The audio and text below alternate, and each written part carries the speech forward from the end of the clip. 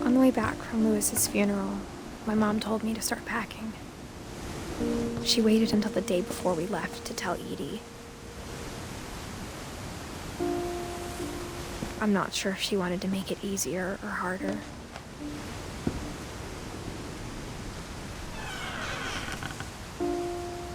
I wish we'd stayed.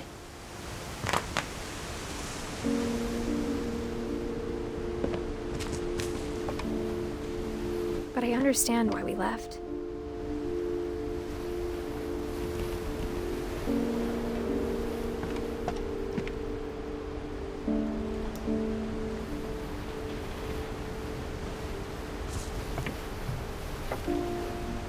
My mom ended up leaving everything behind.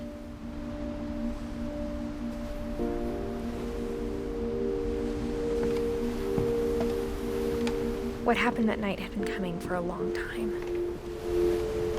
Maybe it should have come sooner.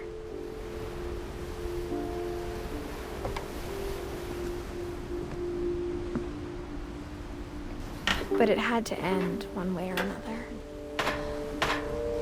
All that's left now is to tell you about that last night.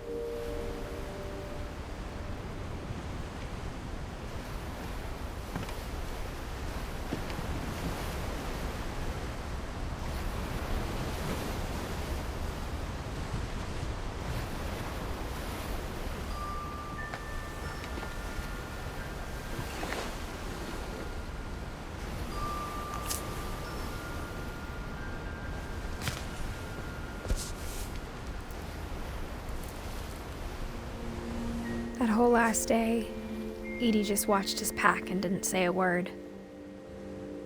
Until supper, when she raised her glass and said, "To our final night together, and all our final nights apart." Grandma, you know what I said about alcohol. Some of your medications are very Edith, specific. I left a present for you in the hallway. Why don't you go open it?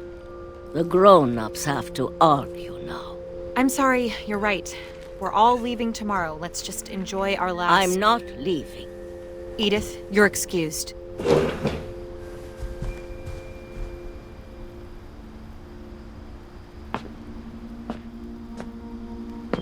the power had been shut off that morning, but Edie always had plenty of candles.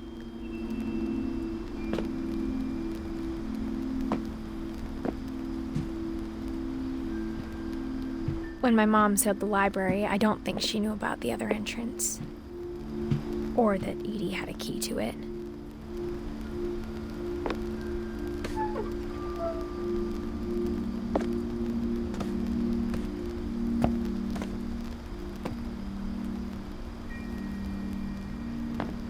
That thing you're afraid of isn't going to end when you leave the house.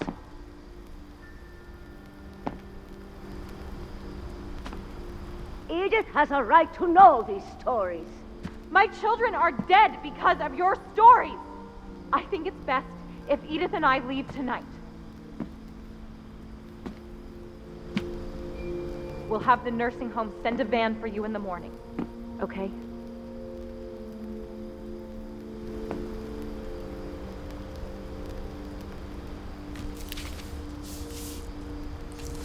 Dear Edith, there's so many stories I wish I could tell you, but there's only time for one. This is about what happened on the night you were born. That night, the tide went way, way out.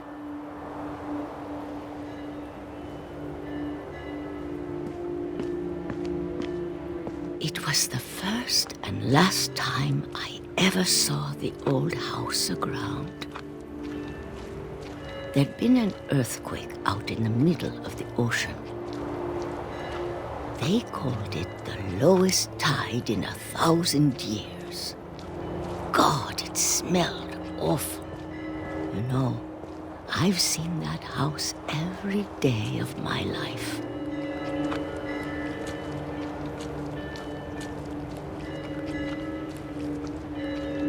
But I never thought I'd go back to it. When the fog rolled in, I lost my way.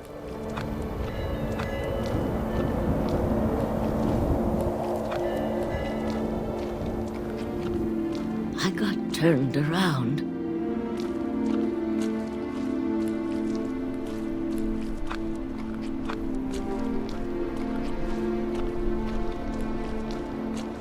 For a while, I wandered.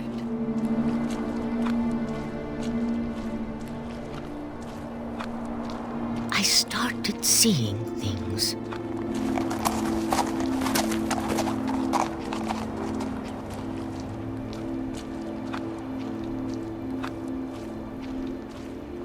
Things I'd forgotten had ever existed.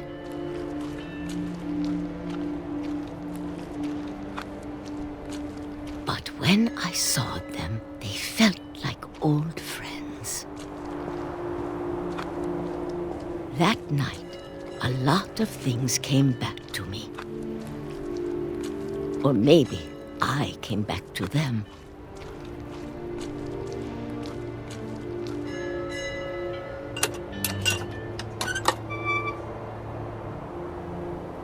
Things I can't explain, but that I need you to try and... Edith, what are you doing in here?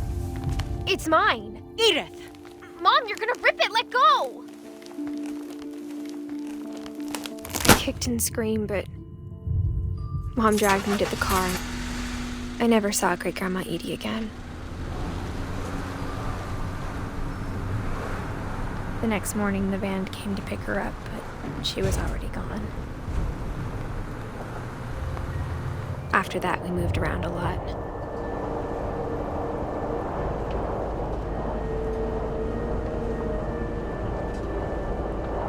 We both tried to make the best of it.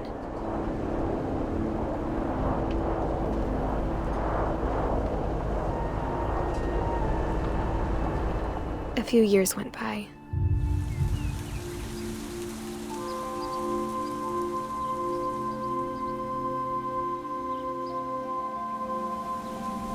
My mom didn't like to talk about it, but she started getting sick a lot.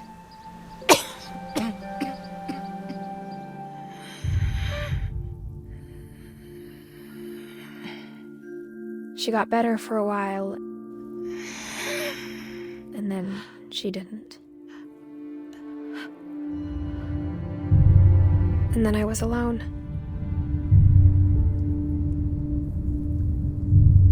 The last Finch left alive.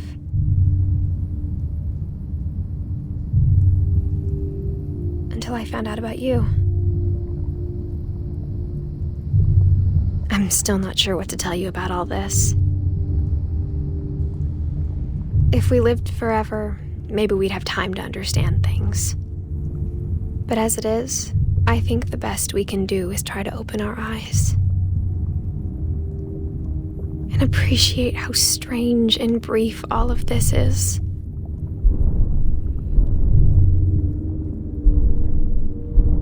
This journal was supposed to be for you.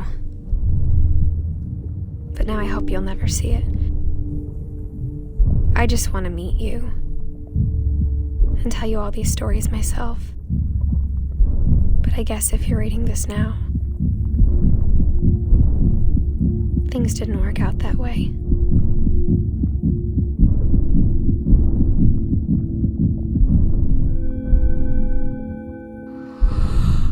This is where your story begins. I'm sorry I won't be there to see it. It's a lot to ask, but I don't want you to be sad that I'm gone. I want you to be amazed that any of us ever had a chance to be here at all. Good luck.